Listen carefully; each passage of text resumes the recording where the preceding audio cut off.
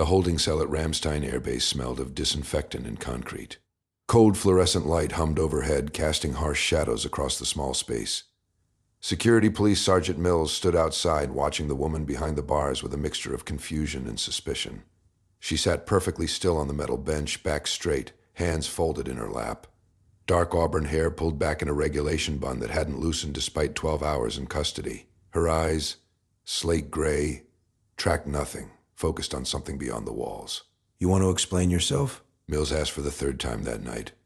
"We found you in the cockpit of an F-15E Strike Eagle. No authorization, no clearance. Maintenance crew said you were running through pre-flight checks like you owned the damn thing." She didn't respond. Just that same distant stare, as if she were calculating angles and velocities in her head. The woman wore civilian clothes, worn jeans, a faded flight jacket 2 sizes too large. No identification except a Virginia driver's license that read Adrian Foster, 29 years old, no military affiliation listed. Nothing that explained why she'd bypassed 3 security checkpoints, walked onto the flight line, and climbed into one of the most advanced fighter jets in the United States Air Force arsenal. "Impersonating military personnel is a federal offense," Mills continued. "Breaking onto a military installation, unauthorized access to classified equipment. You're looking at 20 years. Adrian Foster spoke for the first time in 12 hours. Her voice was quiet, measured, carrying the controlled cadence of someone used to speaking over helmet radios. "I wasn't impersonating anyone. I was checking the aircraft." "You don't have that authority." "Someone should." Mills shook his head, walking away. Above him, through the concrete and steel, the night shift was changing. The flight line was busy.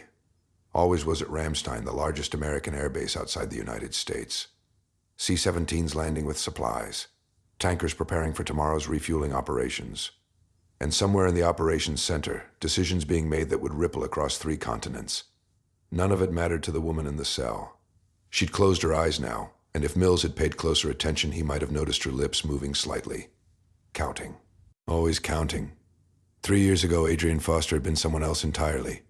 Captain Adrian Foster, callsign Scalpel, top of her class at fighter weapons school. 270 combat hours over hostile territory. A record that spoke for itself until the day it didn't. Her father had taught her to fly before she could drive. Colonel Michael Foster, a legend in the fighter community, a man who'd flown combat missions in 3 different wars. Their weekends had been spent in a Cessna 172, then a T-38, Michael teaching his daughter the physics of flight, the geometry of air combat, the split-second calculations that separated the living from the dead. "Aviation isn't about following rules," he'd told her once, banking hard over the Virginia mountains. "It's about understanding them so completely you know when to break them." She'd carried that lesson through the academy, through pilot training, through her first combat deployment. Adrian Foster was known for 3 things: absolute precision, complete calm under pressure, and an almost supernatural ability to read complex situations before they developed. Then came the investigation. The friendly fire incident wasn't her fault. Even the inquiry board acknowledged that. Bad intelligence. Coordination failure at command level. 2 aircraft where there should have been 1. She'd followed protocol perfectly, executed her mission exactly as briefed. But someone had to carry the weight. And Captain Adrian Foster, with her quiet demeanor and refusal to deflect blame onto others, became the convenient answer. No court-martial. No formal charges. Just a quiet reassignment to a desk, a gradual erosion of flight status, and finally, 6 months ago, a discharge characterized as general under honorable conditions.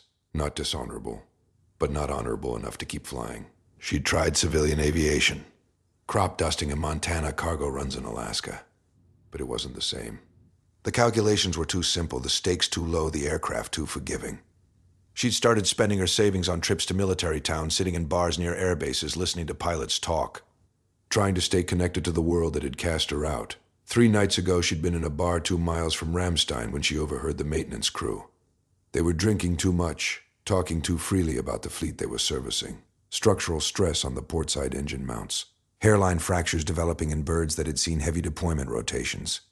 The kind of thing that wouldn't show up on routine inspections until it was catastrophic. The kind of thing that killed pilots.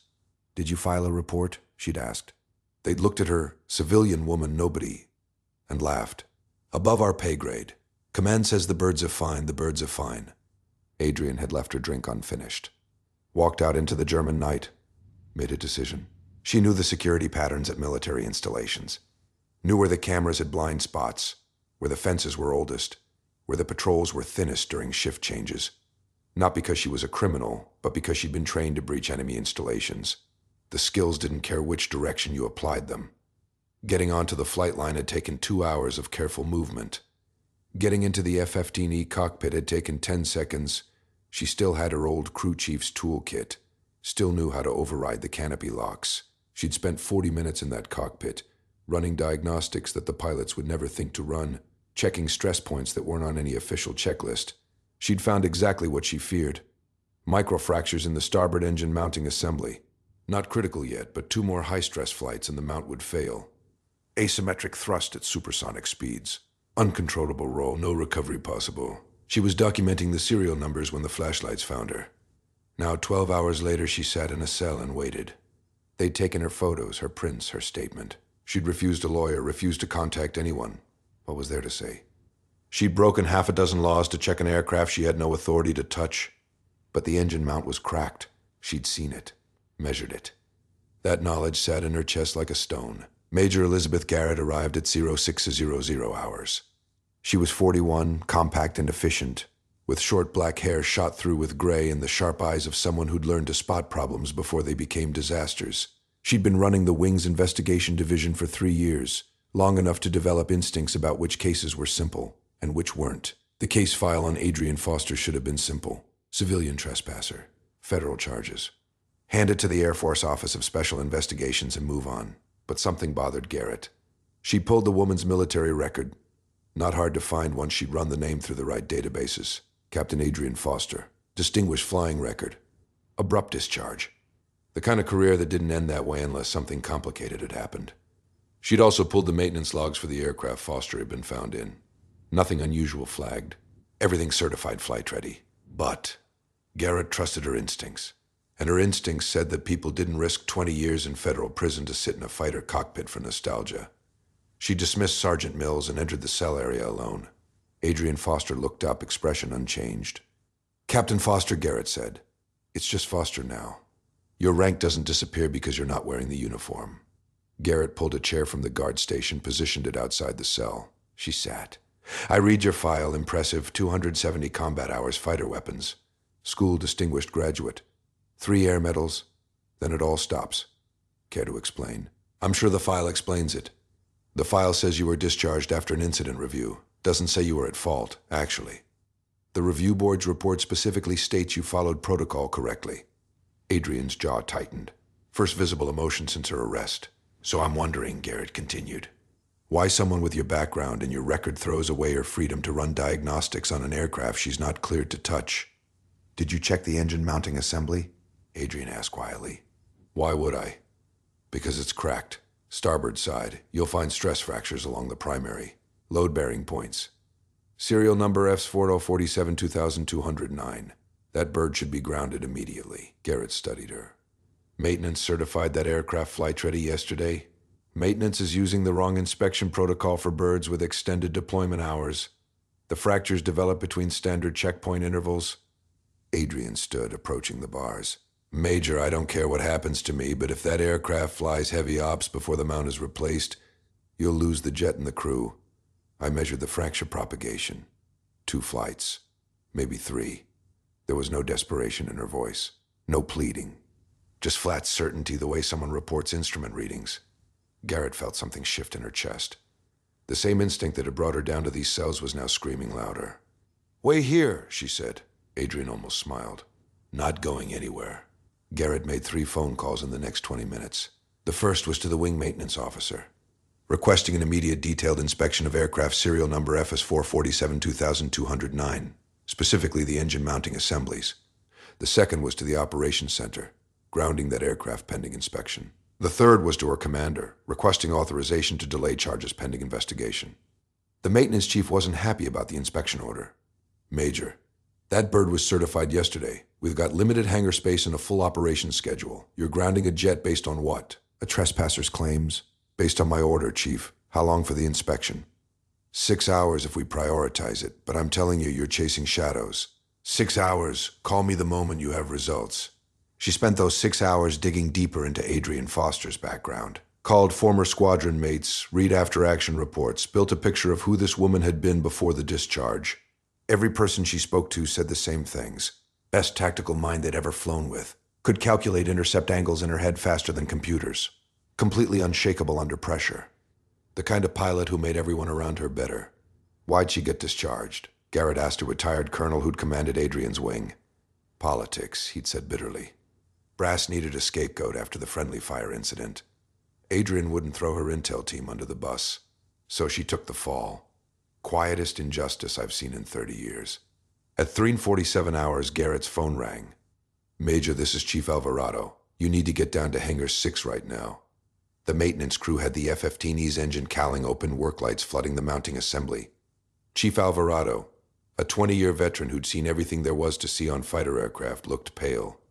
She was right, he said simply. Microfractures along the primary load-bearing structure. They're subtle, wouldn't show up on our standard visual inspection. But I ran the ultrasonic diagnostics she recommended, and he gestured to the monitor. The fracture patterns glowed in false colors, spiderweb cracks radiating through metal that was supposed to be solid. How bad? Garrett asked. We run stress modeling based on these patterns. Alvarado called up another screen. Bird was scheduled for a heavy strike package tomorrow. High-G maneuvering, full weapons load.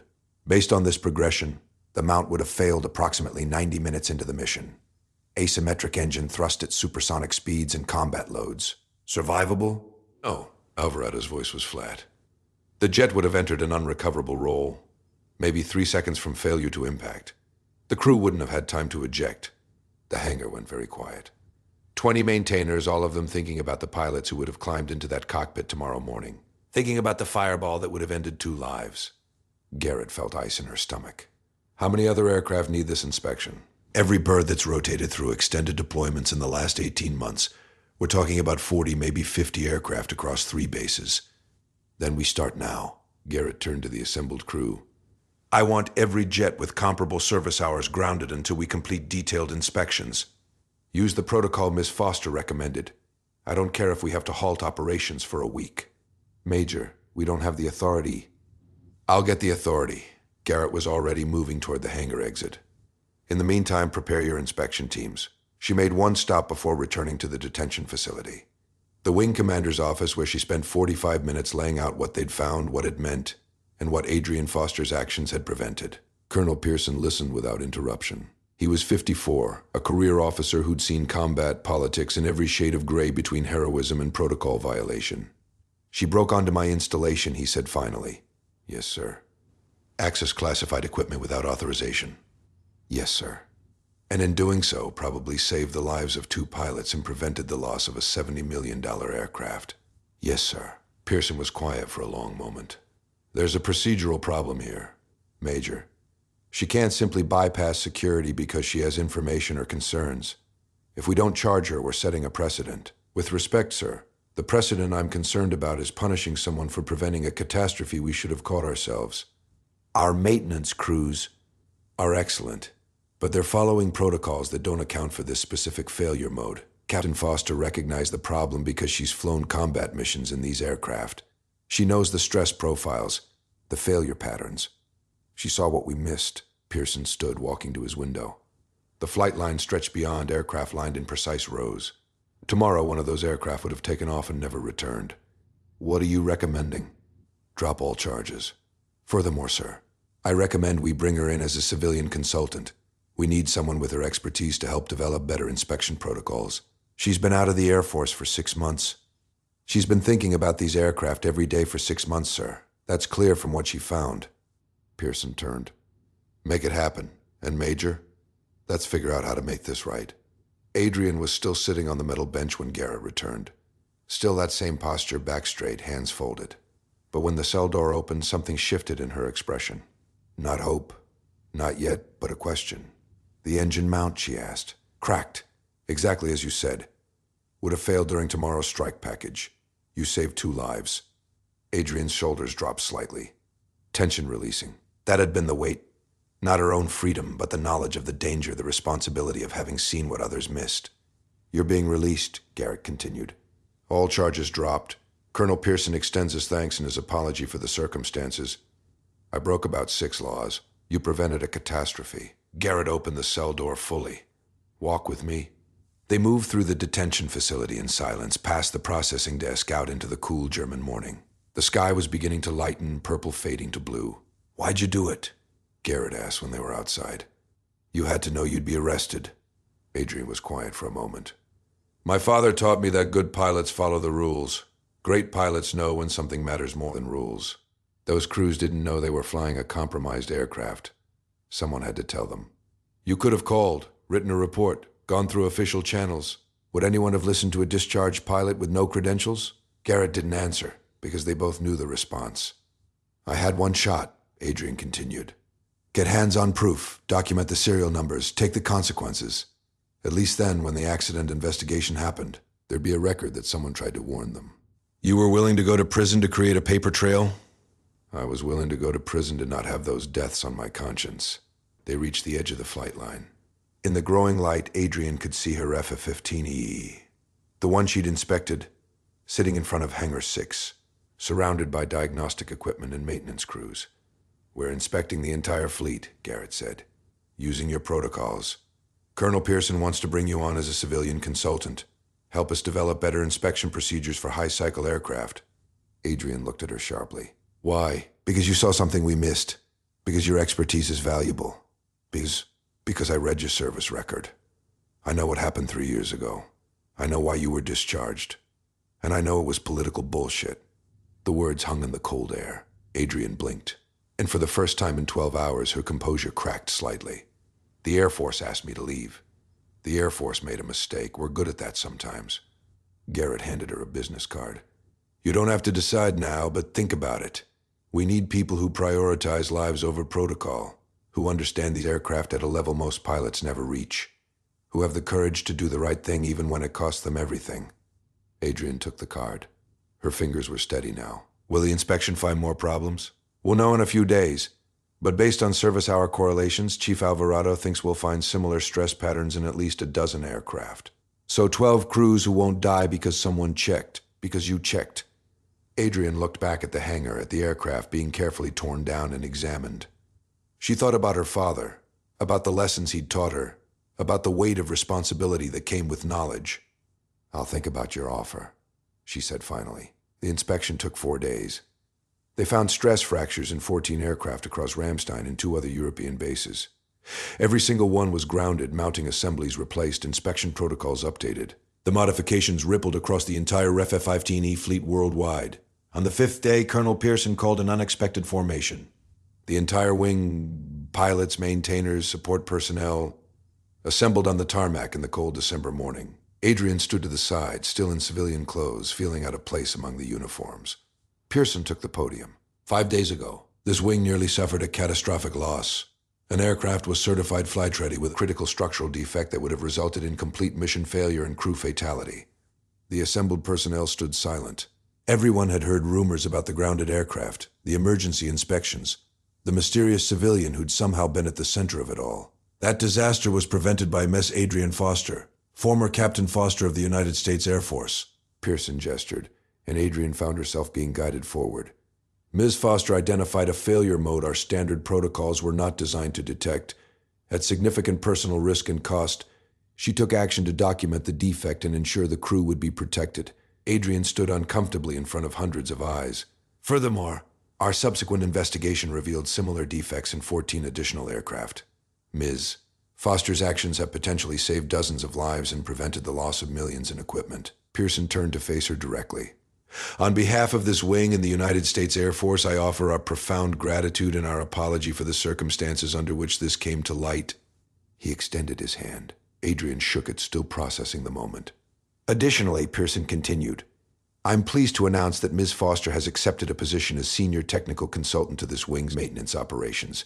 She'll be working with our teams to develop enhanced inspection protocols and training procedures. Applause rippled through the formation. Not polite, formal clapping, but genuine appreciation from people who understood exactly what had been prevented.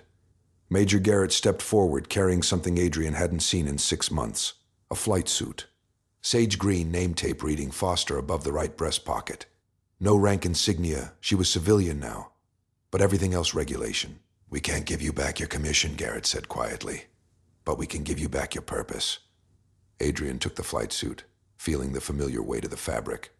She looked at the assembled wing, at the aircraft sitting ready on the flight line, at the faces of pilots and crew chiefs who now understood that someone had fought for their safety when no one else would.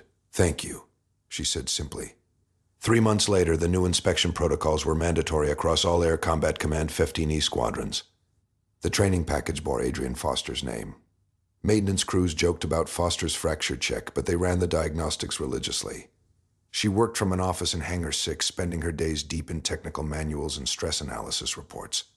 Her evenings occasionally on the flight line, talking to crews about what they were seeing, what patterns were developing, what instincts they were developing about their aircraft.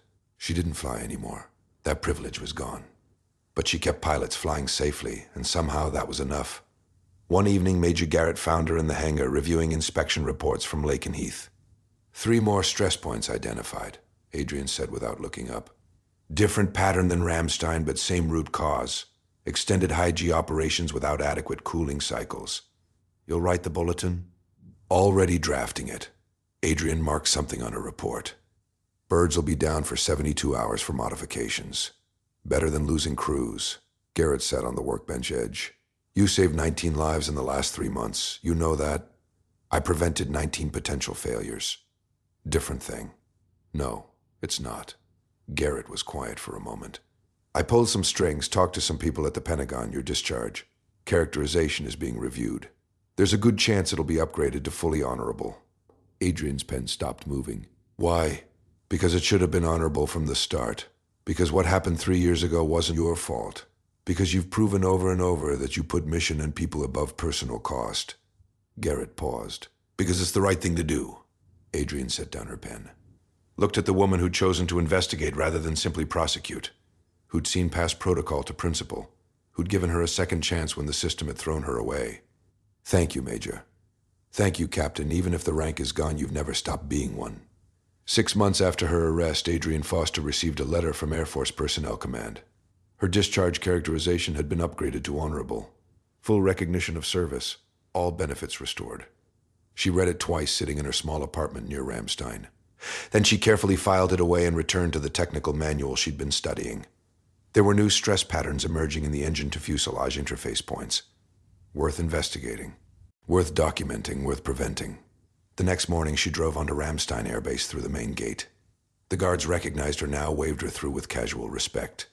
She parked near Hangar 6, grabbed her laptop and technical files, walked across the tarmac in the cool dawn. Above her, an E-15E roared into takeoff, climbing steeply into the pale sky. She watched it ascend, tracking the aircraft's performance profile by sound alone. Her pilot's instincts cataloging every nuance of engine tone and flight characteristic. The aircraft banked east, morning sun glinting off its wings. Somewhere in that cockpit, 2 pilots were executing their mission, trusting their jet, confident in their equipment. They didn't know her name. Didn't know about the fractured mount that would have killed them, the protocols that now kept them safe, the quiet woman who'd chosen prison over silence. That was fine. Adrian Foster had never needed recognition. She'd needed purpose. She'd needed to matter. She'd needed to know that her skills, her knowledge, her refusal to walk away from danger had meant something. She watched the F-15E until it was a speck against the clouds, then turned and walked into the hangar. There was work to do.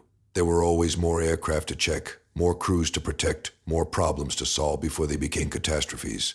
The system had tried to throw her away. She'd broken their rules to prove they were wrong. And now every single day pilots climbed into aircraft that was safer because she'd refused to stay silent. Some victories weren't loud. Some heroes never wore uniforms. Some battles were fought with technical manuals and micrometers instead of missiles and guns. Adrian Foster pulled up her laptop, opened the latest fleet-wide maintenance reports, and went back to work. Quiet, methodical, saving lives one inspection protocol at a time. The way her father had taught her. The way she'd always known how to do. The right way. If you have enjoyed the story, tell YouTube to send you more stories like this by subscribing to this channel, liking the video, and leaving a comment.